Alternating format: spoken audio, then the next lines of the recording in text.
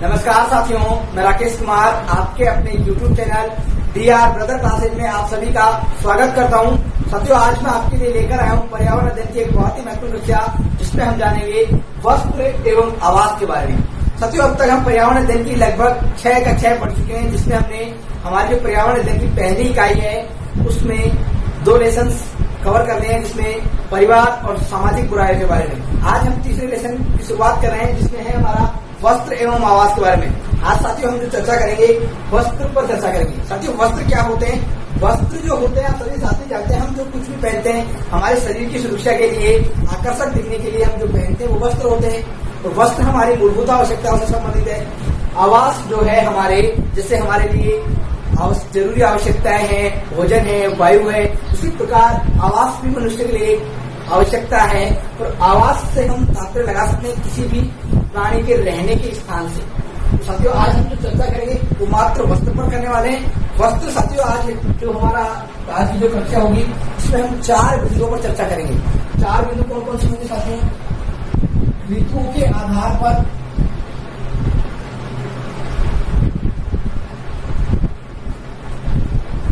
पर वस्त्र।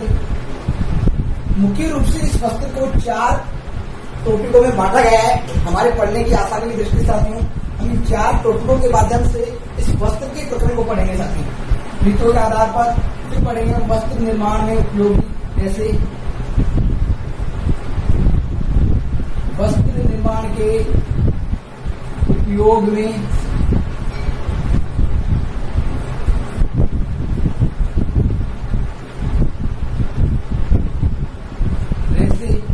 कौन से रेशों का उपयोग लिया जाता है। तीसरा हम चर्चा करेंगे तीसरे बिंदु पर वस्त्रों का रखरखाव।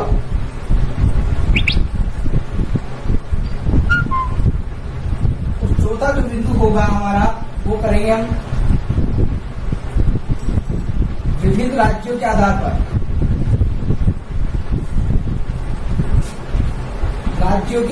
पर वस्त्र। सभी 4 बिंदु इस वस्त्र एवं आवास इकाई में वस्त्र के लिए इम्पोर्टेंट टॉपिक है। हम इन पर चर्चा करते हैं साथियों। पहला बिंदु है हमारा ऋतुओं के आधार पर वस्त्र। साथियों, जो ऋतुओं के आधार पर जो वस्त्र होते हैं वो मुख्य रूप से 3 होते हैं साथियों। हम इनको आसानी से समझने के लिए 3 भागों में बांट लेते हैं। साथियों, जो पहला है हमारा गर्मियों में पहने जाने वाले वस्त्र। गर्मियों में पहने जाने वाले वस्त्र। दूसरा है हमारा सर्दियों में पहने जाने वाले वस्त्र। तीसरा है हमारा बरसात में पहने जाने वाले वस्त्र। साथियों, जो गर्मियों में जो वस्त्र पहने जाते हैं वो किस प्रकार के रंग के होते हैं? जैसे क्वेश्चन एग्जाम में पूछे जाते हैं। साथियों, गर्मियों में जो वस्त्र पहने जाते हैं वो हल्के रंग के वस्त्र पहने जाते हैं। कौन से रंग के? हल्के रंग के वस्त्र पहने जाते हैं। और इसमें जो हल्के रंग के वस्त्र क्यों पहने जाते हैं गर्मियों में? क्योंकि साथियों, जो हल्का रंग होता है वो उष्मा का जो भाग होता है उसको अधिकांश भाग को परावर्तित कर देता है। और उसी कारण जो हम गर्मियों में हल्के रंग के कपड़े पहनते हैं, इसके कारण हमारे शरीर को ठंड महसूस होती है। साथियों, वस्त्रों में हम सूती वस्त्र मुख्यतः पहनते हैं। साथियों, सूती वस्त्र हम क्यों पहनते हैं गर्मियों में? क्योंकि जो हमारा शरीर का गर्मी में अधिक पसीना आता है, उस पसीने को जो सूती वस्त्र होते हैं वो आसानी से सोख लेते हैं, आसानी से अवशोषित कर लेते हैं। इसी कारण हम सूती वस्त्रों को पहनते हैं। और पसीनों को सोख लेने के कारण हमारे शरीर को सूती वस्त्र जो होते हैं ठंड प्रदान करते हैं, आरामदायक होते हैं। इस कारण हम सूती वस्त्र गर्मी में पहनते हैं। अगला जो है हमारा सर्दियों में पहने जाने वाले जो वस्त्र है, सर्दियों में हम मुख्यतः गहरे रंग के वस्त्र पहनते हैं। कौन से रंग के वस्त्र पहनते हैं? गहरे रंग के वस्त्र पहनते हैं, जो कि मुख्यतः ऊनी वस्त्र, ऊनी या रेशमी वस्त्र होते हैं। साथियों, आपसे प्रश्न पूछा जा सकता है कि हम सर्दियों में गहरे रंग के वस्त्र क्यों पहनते हैं? साथियों, सर्दियों में गहरे रंग के वस्त्र इसलिए पहनते हैं कि जो गहरा जो रंग होता है वो उष्मा के अधिक भाग को अवशोषित कर लेता है, अपने आप में समा लेता है, जिसके कारण हमें सर्दी कम लगती है। जो ऊनी जो वस्त्र होते हैं, रेशमी वस्त्र होते हैं, कि गहरे रंग के वस्त्र होते हैं साथियों। इसके कारण हमें सर्दी कम लगती है साथियों, उष्मा को अवशोषित कर लेने के कारण। साथियों, हम बरसात में किस प्रकार के वस्त्र पहनते हैं? बरसात में जो हम वस्त्र पहनते हैं वो होते हैं हल्के गहरे रंग के।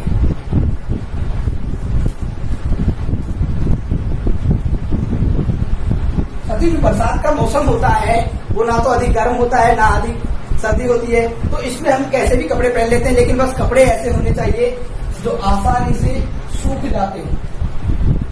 कैसे? आसानी से सूख जाते। और इसमें हम मुख्यतः नायलॉन या रेशम के कपड़े पहनते हैं।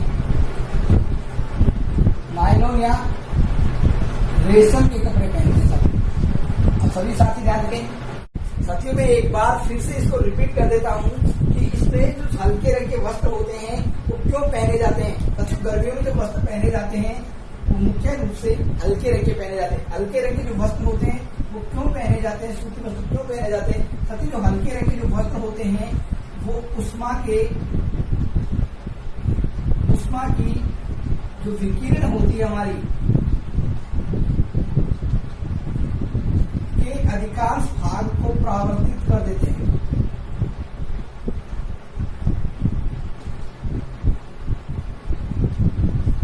परावर्तित कर देते हैं।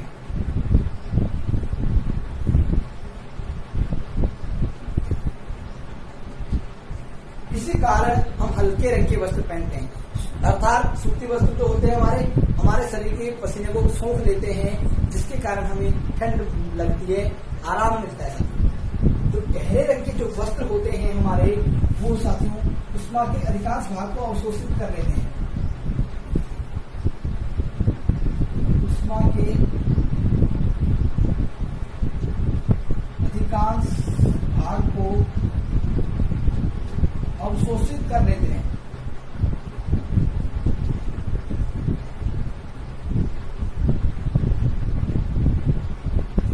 सोख लेते हैं। इस कारण हम ऊनी वस्त्र पहनते हैं। और साथ जो ऊन होता है मुख्यतः उष्मारोधी होता है। क्या होता है? उष्मारोधी होता है। सभी साथी ध्यान रखिए। आप सभी साथी एक बार स्क्रीनशॉट लें, फिर हम करेंगे अगले बिंदु पर चर्चा। तो जो हमारा अगला बिंदु था वो था वस्त्र निर्माण में उपयोग लिए जाने वाले प्रमुख रेशे। हम वस्त्रों का जो निर्माण करते हैं उसके उपयोग में जो हम प्रमुख जो रेशे काम में लेते हैं उनके ऊपर चर्चा करेंगे। दूसरा जो बिंदु था हमारा वस्त्र निर्माण में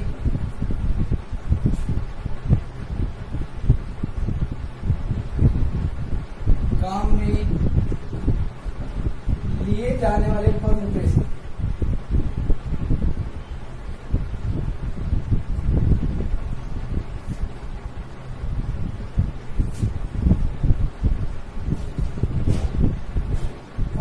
साथ ही जो हम मानव वस्त्रों का जो निर्माण करते हैं, उन वस्त्रों का निर्माण करते समय हम प्रमुख रूप से दो प्रकार के तंतुओं का काम में लेते हैं।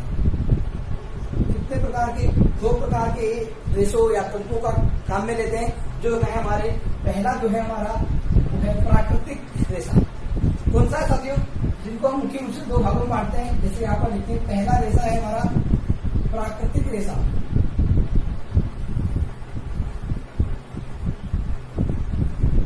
जो प्राकृतिक रेशा है और दूसरा है हमारा कृत्रिम रेशा।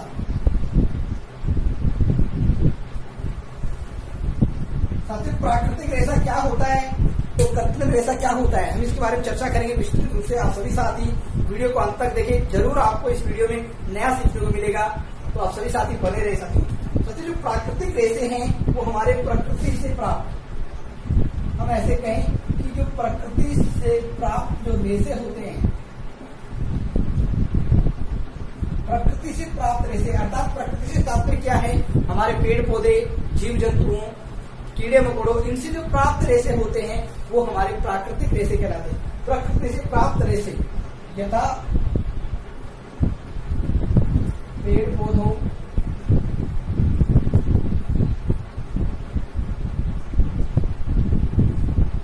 जीव जंतुओं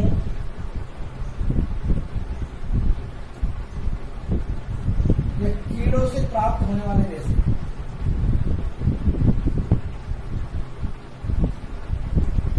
प्राप्त रेशे होते हैं वो हमारे क्या कहलाते हैं? प्राकृतिक रेशे कहलाते हैं। आप सभी साथ इसका आसानी से जवाब दे सकते हैं कि प्रकृति से प्राप्त रेशे प्राकृतिक रेशे कहलाते हैं, जिनमें मुख्यतः पेड़ पौधे जीव जंतु या कीड़ों से प्राप्त किए जाते हैं। सबसे कौन कौन से होते हैं इनके उदाहरण हम पहले लिख लेते हैं। उदाहरण के बाद हम इन पर विस्तृत रूप से चर्चा करेंगे। सबसे जैसे उदाहरण में है हमारा कपास, रेशम,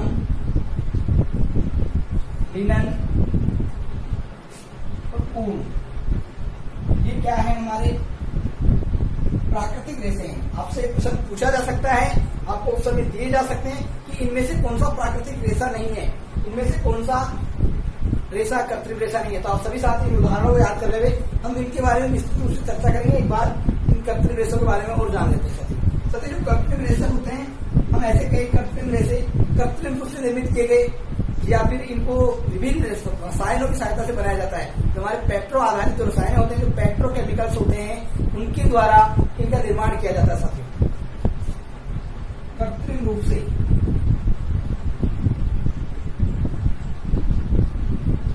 निर्मित अर्थात विभिन्न रसायनों के उपयोग से बनाए गए जो रेशे होते हैं, कृत्रिम रेशे कहलाते हैं। सबसे जो कृत्रिम रेशे होते हैं, इनमें मुख्यतः उदाहरण के रूप में हम देखें नायलॉन, पॉलिस्टर,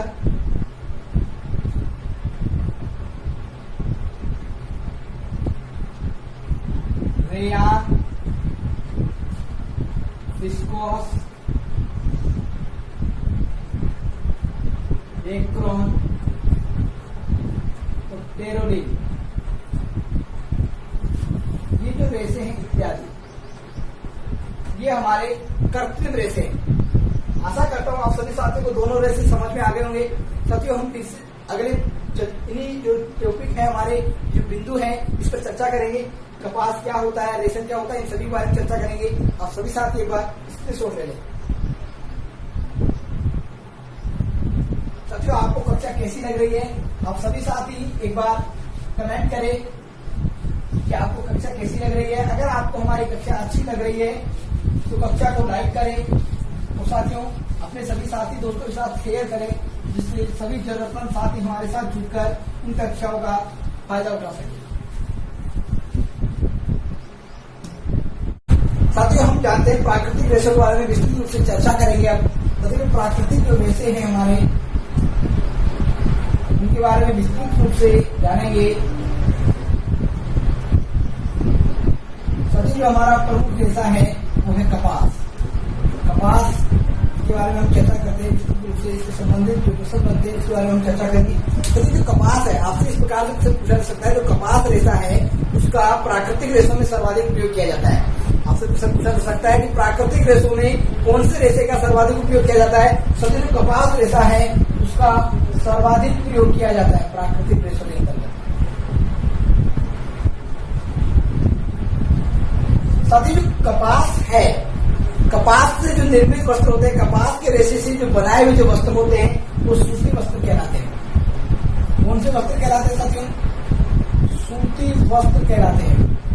तो साथियों, जो कपास होता है इसका जो उद्भव है सिंधु घाटी सभ्यता से मानते हैं। कहां से मानते हैं? ऐसा मानते हैं कि सिंधु घाटी सभ्यता से इसका उद्भव हुआ है। सिंधु घाटी सभ्यता से इसका विकास मानते हैं साथियों। और साथियों, जो कपास का जो रेशा है इसके उत्पादन में भारत जो है उत्पादन में क्षेत्रफल में सर्वप्रथम स्थान रखता है साथियों। इसके उत्पादन में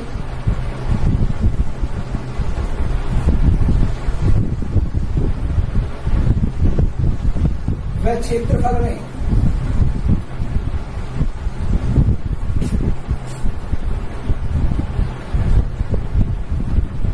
प्रथम स्थान रखता है साथियों।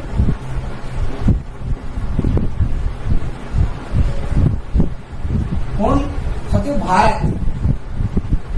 इसके उत्पादन क्षेत्रफल में भारत प्रथम स्थान रखता है साथियों। भारत में सर्वाधिक कपास का उत्पादन किया जाता है, सर्वाधिक क्षेत्रफल पर कपास को उगाया जाता है साथियों। जो इसका वानस्पतिक जो नाम है कपास का, वानस्पतिक नाम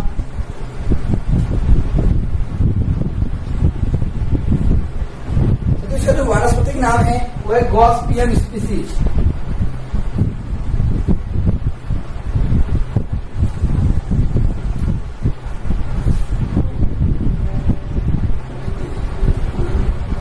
आप सभी साथी ध्यान के साथ, जो कपास में मुख्यतः जो पाया जाता है वो सेल्यूलोज पाया जाता है।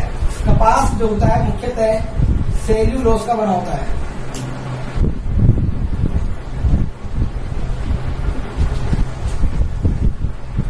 मुख्यतः सेल्यूलोज का बना होता है।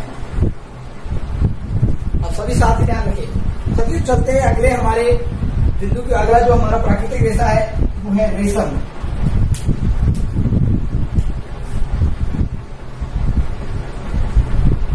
साथियों जो रेशम रेशा है, रेशम का जो रेशा होता है साथियों वो हमारे ये रेशम की कीड़ों से प्राप्त होता है।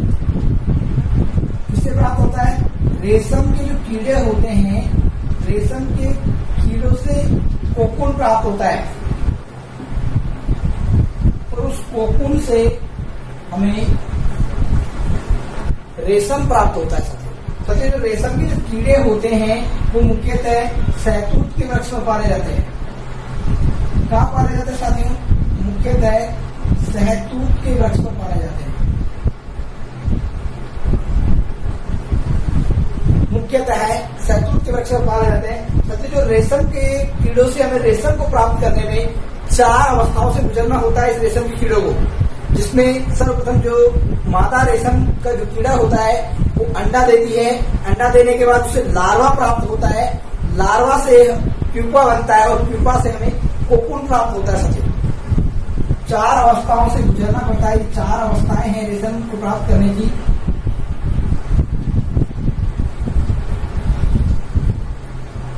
सबसे पहले अंडा,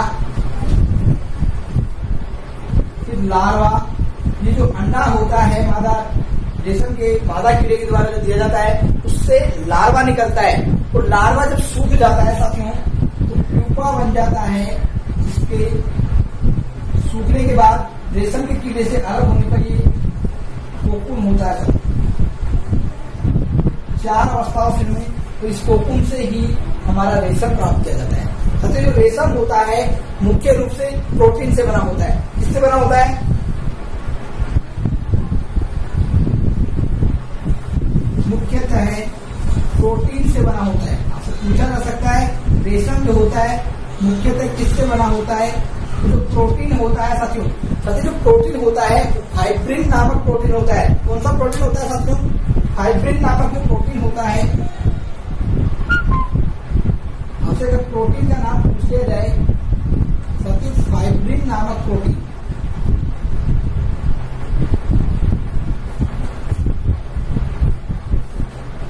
फाइब्रिन नामक जो प्रोटीन होता है साथियों, इससे ये बना होता है और प्रोटीन से बने रहने के कारण ये क्या होता है? उष्मा का कुचालक होता है। उष्मा का कुचालक होता है।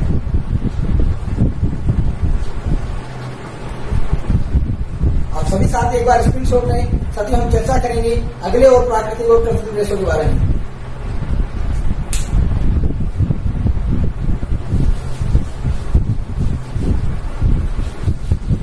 साथियों अगला जो हमारा प्राकृतिक रेशा है वो है लिनन।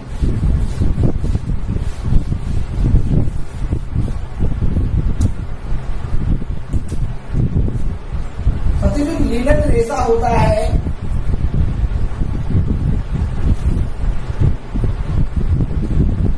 साथियों जो लिनन रेशा होता है इसे हम फ्लैक्स नाम के पौधे से प्राप्त करते हैं। किससे प्राप्त करते हैं साथियों? फ्लैक्स नाम के पौधे से प्राप्त करते हैं।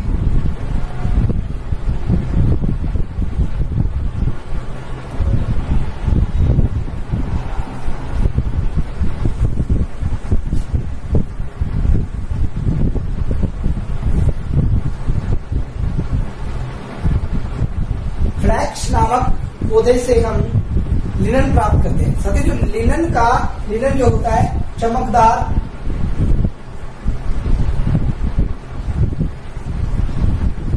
एवं सीधा होता है। साथ ही जो लिनन होता है तो सबसे ज्यादा चमकदार रेशा होता है। साथ ही जो लिनन में मुख्यतः 70% तक सेलुलोज पाया जाता है। 70% सेलुलोज पाया जाता है इसमें।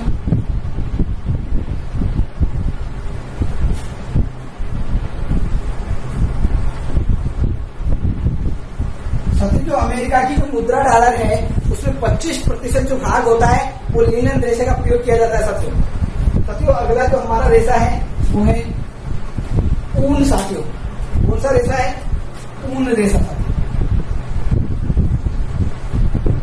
साथियों जो ऊन रेशा है हमें ऊन किससे प्राप्त होता है? साथियों ऊन जो होता है हमें पशुओं से प्राप्त होता है।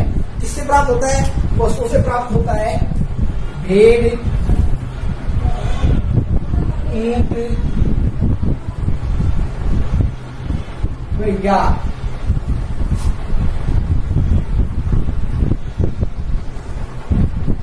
इत्यादि के बालों से प्राप्त होता है।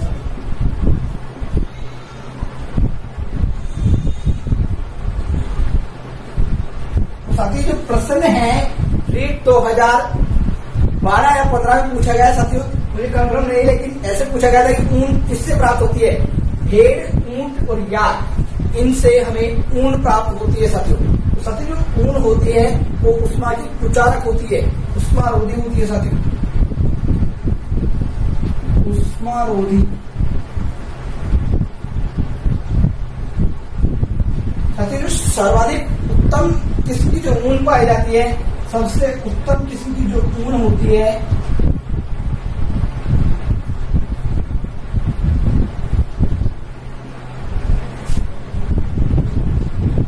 ऑस्ट्रेलिया की मेरिनो भेड़ में पाई जाती है। किसमें पाई जाती है साथियों? ऑस्ट्रेलिया की मेरिनो भेड़ में पाई जाती है।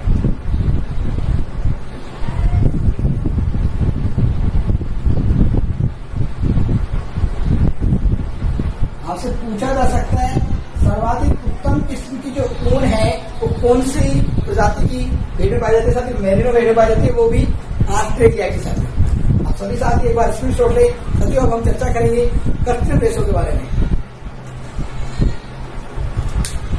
साथियों आपको कक्षा कैसी लग रही है? आप सभी साथी कमेंट बॉक्स में कमेंट करके जरूर बताएं। साथियों जिन भी साथियों ने अभी तक वीडियो लाइक नहीं किया है लाइक करें, और जो भी साथी नए हैं पहली बार हमारे चैनल को देख रहे हैं तो सभी साथी चैनल को सब्सक्राइब करके बेल आइकन प्रेस कर लें, जिससे हमारी आगे आने वाली वीडियो से संबंधित जो सूचना है आप सभी को जल्द ही प्राप्त हो सके।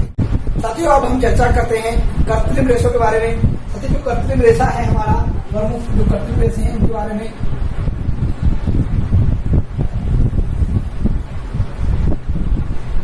तो साथियों यहाँ से जो प्रश्न है पिछली जो हमारी रीट के एग्जाम हुई 2017 की, वो पूछा गया है। अब सभी साथी बस कक्षा के अंत तक बने रहे।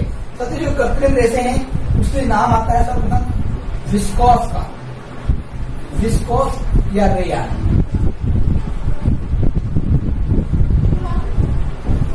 जो विस्कोस या जो रेयान रेशा है मानव द्वारा निर्मित पहला कृत्रिम रेशा है। साथियों जो कृत्रिम रेशे हैं इनको सिंथेटिक रेशे कहते हैं। आपको बता दूं साथियों, आप सभी साथियों को अगर सिंथेटिक देखने को मिले और आप कंफ्यूज हो जाओ, साथियों जो कृत्रिम रेशे हैं वो सिंथेटिक रेशे भी कहते हैं। साथियों जो विस्कोस एवं जो रेयान रेशा है मानव द्वारा निर्मित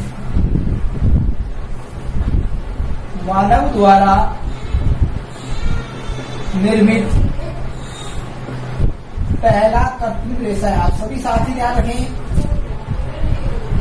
आपसे प्रश्न पूछा जा सकता है मानव के द्वारा बनाया गया पहला कृत्रिम रेशा कौन सा है? तो आपका आंसर होगा रेयोन एवं विस्कोस। साथी ये जो बनाया गया कब बनाया गया? 1894 में इसकी खोज की गई।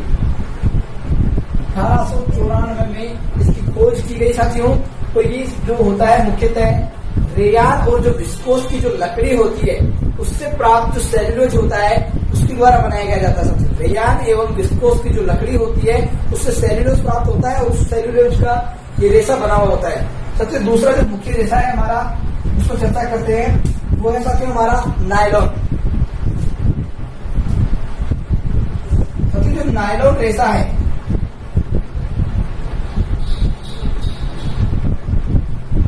साथियों जो नायलॉन रेशा है, नायलॉन रेशे मानव द्वारा नहीं साथियों, रासायनिक पदार्थों से मानव द्वारा निर्मित पहला कृत्रिम रेशा तो हमारा कौन सा था, विस्कोस या रेयान रेशा। लेकिन ये जो रेशा है नायलॉन रेशा, रासायनिक पदार्थों से पूर्ण रूप से बनाया गया पहला रेशा था साथियों, रासायनिक पदार्थों से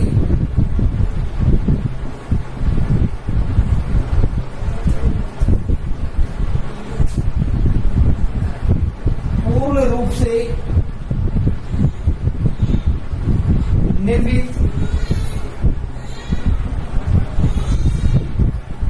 पहला कृत्रिम रेशा था।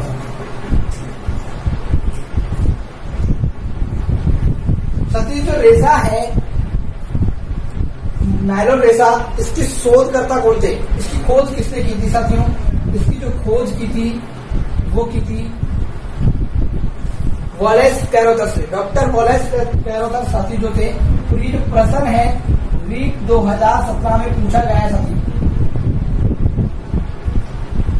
आप सभी साथी ध्यान रखें। साथी जो नायलॉन का आविष्कार किसने किया, तो इसका जवाब था वॉलेस कैरोथर, जो कि पूछा गया था रीट 2017 में। तो आप सभी साथी ध्यान रखें, जब जितने भी हमारे राजस्थान में शिक्षक भर्ती परीक्षा हुई है रीट आर्टेट, उनमें इस वस्त्र एवं आवास से संबंधित 1 या 2 प्रश्न प्रत्येक एग्जाम में पूछे जा रहे हैं। तो आप सभी साथी ये सोच सकते हैं कि ये जो टॉपिक है हमारा एग्जाम की दृष्टि से कितना महत्वपूर्ण है। साथी जो नायलॉन जो रेशा था, इसका जो निर्माण किया गया था वो किया गया था साथियों वॉलेस कैरोथर के द्वारा। साथियों अब चर्चा करते हैं अगले रेशे की। अगला जो रेशा है हमारा वो है पॉलिस्टर रेशा। पॉलिस्टर रेशा है, इसको हम डेक्रोन या टेरोलिन नामक रेशा कहते हैं। अन्य जो नाम है इसका साथियों डेक्रोन या टेरोलिन नाम से भी जानते हैं। साथियों जो पॉलिस्टर रेशा है, इसका जो निर्माण किया गया था 1941 ईस्वी में किया गया था। कब किया गया था, 1941 ईस्वी में पॉलिस्टर रेशे का निर्माण किया गया था। तो साथियों इसके जो शोधकर्ता थे वो भी वॉलेस कैरोथर थे, वॉलेस कैरोथर। तो साथियों जो नायलॉन रेशा था इसका जो खोज की गई थी वो 1930 में की गई थी। साथियों आप सभी साथी ध्यान रखिए, आप सभी साथी एक बार स्क्रीनशॉट ले। साथियों हम आज के अंतिम बिंदु पर चर्चा करेंगे वस्त्रों के रखरखाव का।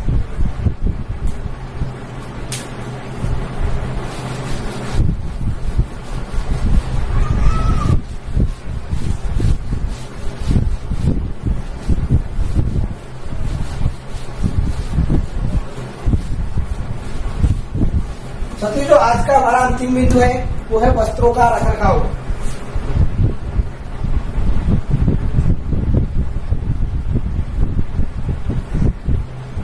साथियों वस्त्रों का जो रखरखाव होता है उसमें मुख्य रूप से 3 बातें आती है। 3 बातें कौन कौन सी है साथियों, वो है हमारी वस्त्रों की धुलाई करना,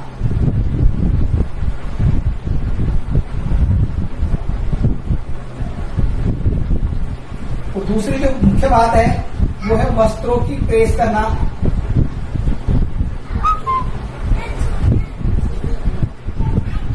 तो तीसरी जो मुख्य बात है वो है हमारी वस्त्रों की सुरक्षा।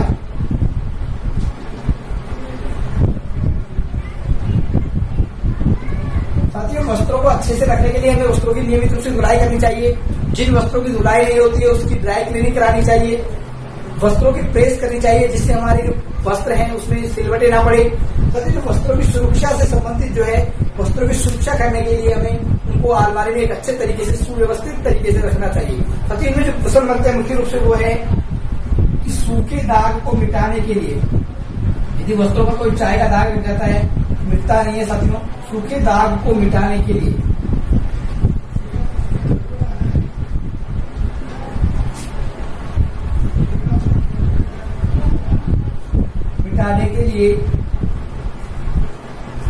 सुहागा या फिर ऐसे कहें हम ग्लिसरीन, जो ग्लिसरीन आती है का इस्तेमाल किया जाता है साथियों। आप सभी साथी ध्यान रखिए, आपसे सब इस प्रकार से पूछा जाए कि सूखे दाग को मिटाने के लिए, वस्त्रों पर लगे सूखे दाग को मिटाने के लिए हम सुहागा या ग्लिसरीन का उपयोग करते हैं साथियों। और एक और प्रमुख बात है, ऊनी वस्त्रों में जो होता है कीड़े लगने लग जाते हैं साथियों। ऊनी वस्त्रों में जो कीड़े लगने लग जाते हैं, उन कीड़ों को रोकने के लिए हम किसकी गोलियों का प्रयोग करते हैं साथियों? उनको रोकने के लिए, उन कीड़ों को रोकने के लिए हम प्रयोग करते हैं नेफ्थलीन अर्थात कपूर की गोलियों का। ऊनी वस्त्रों में कीड़े न लगे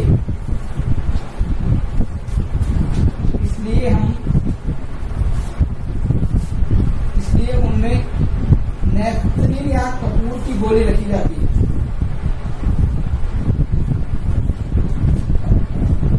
नेफ्थलीन अर्थात कपूर की गोलियां रखी जाती है।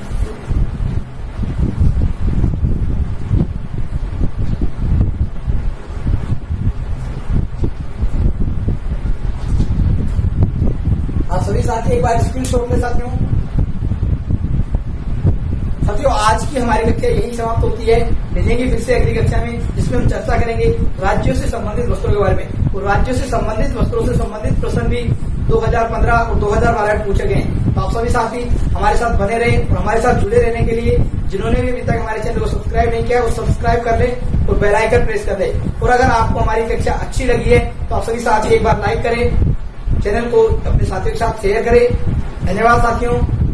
मैं DRB टीम की तरफ से आशा करता हूं कि आप सभी साथियों का भविष्य उज्जवल हो। आप सभी साथी जल्द ही शिक्षक बने और शिक्षक बनकर राष्ट्र निर्माण में अपना योगदान देवें तथा अपने माता पिता का नाम गौरवान्वित करें।